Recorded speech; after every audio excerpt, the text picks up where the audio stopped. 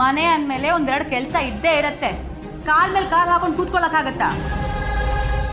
ಹೌದಮ್ಮ, ನೀನ್ ಮಾತ್ರ ಕಾಲ್ ಮೇಲೆ ಕಾಲ್ ಹಾಕೊಂಡು ಕೂತ್ಕೊಂಡ್ಬಿಡು. ಅತ್ತೆ ಮಾತ್ರ ಇಡೀ ಮನೆ ಕೆಲಸನ ಮಾಡಬೇಕು. ಮಾತೆತ್ತಿದ್ರೆ ನಮ್ಮಪ್ಪ ಅದನ್ನ ಹೇಳ್ಕೊಟ್ರು ಇದನ್ನ ಹೇಳ್ಕೊಟ್ರು ಅಂತೀಯಾ? ಯಾಕೆ ನಿಮ್ಮಪ್ಪ ಹಿರಿಯರಿಗೆ ಗೌರವ ಕೊಡ್ಬೇಕು ಅನ್ನೋದನ್ನ ಹೇಳ್ಕೊಡ್ಲಿಲ್ವಾ? ನಿಮ್ಮಮ್ಮ ಅಡುಗೆ ಮಾಡೋದನ್ನ ಹೇಳ್ಕೊಡ್ಲಿಲ್ವಾ? ನೋಡಿ, ಮಾತು ಮಿತಿ ಮೀರ್ ಹೋಗ್ತಾ ಇದೆ. ಎಲ್ಲಿದ್ದೀರಾ, ಏನ್ ಮಾತಾಡ್ತಿದ್ದೀರಾ ಅಂತ ಸ್ವಲ್ಪ ನೆನಪಿರ್ಲಿ. ನಾನೇನು ನಿಮ್ಮ ಮನೇಲಿ ಗೆಸ್ಟ್ ತರ ಇನ್ವೈಟ್ ಮಾಡಿಲ್ಲ. ಹೇಳ್ದೆ ಕೇಳ್ದೆ ಬಂದು ನನಗೆ ಎದುರುತ್ರ ಕೊಡ್ತಾ ಇದ್ದೀರಾ. ನೋಡು ಸಿಂಚ, ವೀಣಾ, ಸಿಂಚನ ಕೂಡು ಕುಟುಂಬದಲ್ಲಿ ಹುಟ್ಟಿ ಬೆಳೆದಂಥವ್ರ ಬಾಯಿಂದ ಬರೋ ಮಾತಲ್ಲಮ್ಮ ಇದು. ಹೀಗೆಲ್ಲ ನೀನು ಮಾತಾಡಬಾರ್ದು. ಅವ್ರಿಗೆ ಬಂದಿರುವಂಥ ಪರಿಸ್ಥಿತಿ ಏನಾದರೂ ನಿಮ್ಮ ತಾಯಿಗೆ ಬಂದಿದ್ರೆ ನೀನೇನು ಮಾಡ್ತಿದ್ದೆ? ಅಂತ ಗತಿ ನಮ್ಮ ಅಮ್ಮಂಗೆ ಯಾಕೆ ಬರುತ್ತೆ ಮಾವ? ನಮ್ಮ ತಂದೆ ನಮ್ಮಮ್ಮನ ಚೆನ್ನಾಗೇ ನೋಡ್ಕೋತಾರೆ, ಮಹಾರಾಣಿ ಥರ ನೋಡ್ಕೋತಾರೆ.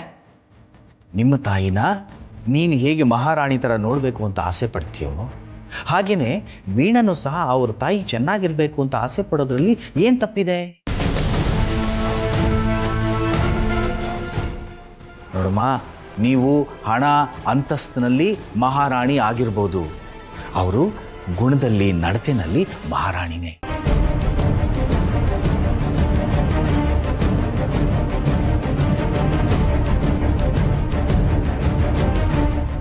ನೋಡು, ಇಷ್ಟೆಲ್ಲ ಮಾತಾಡ್ತಾ ಇದ್ದೀವಿ, ಅವ್ರು ಏನಾದರೂ ತುಟಿ ಬಿಚ್ಚಿದ್ರ? ಇಂಥ ಮುಗ್ಧರನ್ನ ಹಿಂಗೆ ನಡೆಸ್ಕೋತಿದ್ದೀರಲ್ಲ, ನಿಮಗೆ ಹೇಗೆ ಮನಸ್ಸು ಬಂತು? ಏನ್ ಹೇಳ್ತಾ ಇದ್ದೀರಾ ಮಾವ? ಅನ್ನಕ್ಕೂ ಗತಿ ಇಲ್ದಿರೋರ್ಗೆ ನಾವ್ ಕೆಲಸ ಕೊಟ್ರೆ ನೀವು ಅವ್ರಿಗೆ ಅನುಕಂಪ ತೋರಿಸ್ತಾ ಇದ್ದೀರಾ. ಅಂದ್ರೆ ನಿಮ್ ಪಾಲ್ಗೆ ನಾವೇನು ಅಲ್ವಾ? ನಾವೇನು ಅನ್ನೋದು ನಿನ್ನ ನಡವಳಿಕೆ ಮೇಲೆ ಇರುತ್ತಮ್ಮ. ನೋಡಮ್ಮ ಸಿಂಚನ, ನಾವಾಗಲೇ ಸಾಕಷ್ಟು ನೊಂದಿದ್ದೀವಿ. ನಮಗೆ ಇನ್ನೂ ನೋವು ಕೊಡ್ಬೇಡಿ. ವೀಣಾ,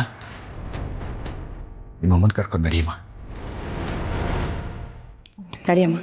ವೀಣಾ, ಅದು ಲಕ್ಷ್ಮಿಯವ್ರು ಬರೋ ತನಕ ನಾನು ಇಲ್ಲೇ ಇರ್ತೀನಿ ಕಣೆ. ನನಗಿಲ್ಲಿ ಏನೂ ತೊಂದರೆ ಇಲ್ಲ.